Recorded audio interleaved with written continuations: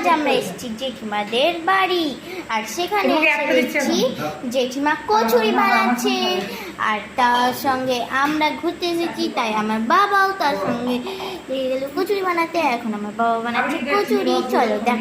এই দেখো আমার বাবা বানাচ্ছে এখন কচুরি,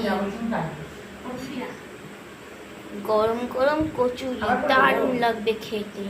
এই দেখো এইটা হলো চাটনি, এটাও বানানো হয়েছে। এখানে মা বসে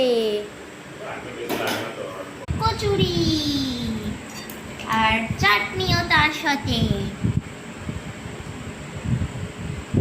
এই দেখো, আর এখানে সবারই একটা একটা করে প্লেট চলে গেল। এই দেখো, তো আমি এখন কচুরি খাচ্ছি, দারুণ।